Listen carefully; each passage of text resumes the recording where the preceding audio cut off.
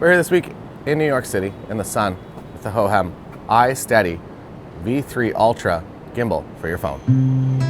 Making videos on YouTube comes with a variety of challenges. Sometimes you have a friend like Jason behind the camera here who can film you, but often you're doing it alone. That's when a gimbal like this can really help out. This week we're going to be doing a video about this here old film camera, and I'm going to be using my phone to film a lot of it. And in this video I'm also going to give you 6 tips for self-filming. So if you are by yourself somewhere, you want to make a nice travel video, I'm going to give you 6 of my best tips for that at the end of this video. So first up, I just want to give a shout out to this tripod integration. Look at that, comes out of nowhere. You have a tripod anywhere you go. Not only that, but you also have the extension arm so you can get your phone a little bit further away from you, or you can just essentially use this as a tabletop tripod anywhere you go, which is really nice. At its core, this is an AI tracking smartphone gimbal with a touchscreen remote.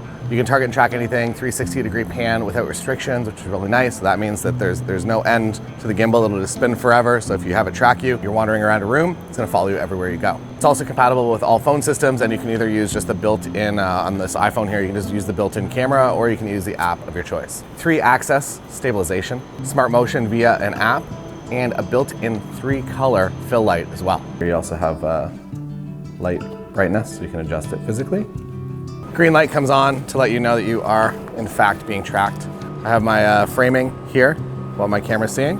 Now free to roam around, shoot everything at f16. It's really bright today. Look at that. 360 pan, do that, starts tracking you. There's also object tracking, so if you don't want it just to track you, you want to track the camera, and that camera's gonna be doing something. That's an option, and you can just track any object or any person or any car, plane, whatever you're trying to track.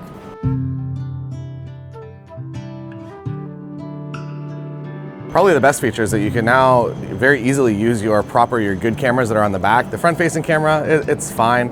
Back cameras are always a lot better. It actually gives you a video feed, so if I'm standing over where Jason is, I can actually just monitor myself, I can reframe the gimbal, and I can enable AI tracking if I'm going to move around. There are also a few different ways for tracking to be enabled. One is that you can just double tap on your face of the object that you want to AI track. You can disable this by hitting this side button here, or you can also enable it by hitting that side button. And obviously you can take this remote off the device itself. You can also enable and disable using the front trigger as well. So disable, front trigger, enable. Now say for instance I wanted to track my phone rather than my face, I could just double tap on it and it's going to select it as an object and it's going to AI track with it. Or the other option is I can draw a box around whatever I want to AI track. There's also no annoying locks, that it just folds up really easily and it's very easy to travel with.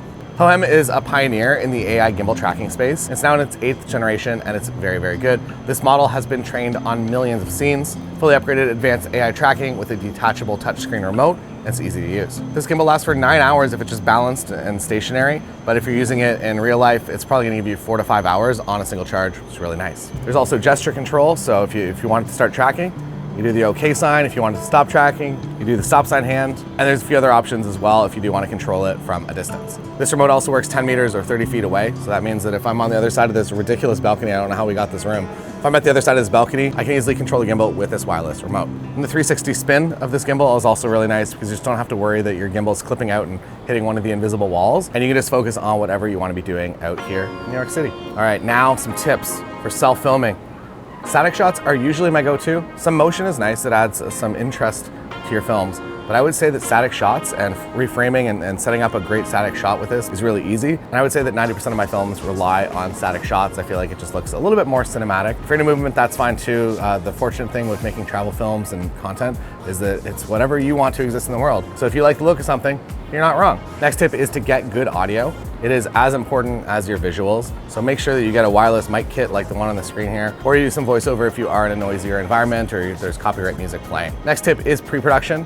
The more you plan and the more you figure out what kind of film you want to make, the easier it's going to be, especially if you're traveling with friends and family. You don't want your travel film to take over the entire trip. If you know exactly what you're looking for, it's going to make the process a lot more efficient to create something nice. Next tip, use a remote and control your camera and track subjects. It's really, really nice. Next tip is to get more B-roll than you'd expect. That means that, well, maybe this shot is nice. There's probably 25 other shots that we can reframe. And when you do get into post-production, it's a lot nicer to have a lot of options for B-roll than to be limited with only 1 or 2 shots. And last tip is to review, reflect, and repeat Filming anything, especially yourself, is a very long-term game. You're not gonna get it right the first time, and your projects are gonna keep evolving year after year after year. Thanks so much for watching, and if you're interested in getting the Hohem iSteady V3 Ultra, there's a link in the description for you to get your own.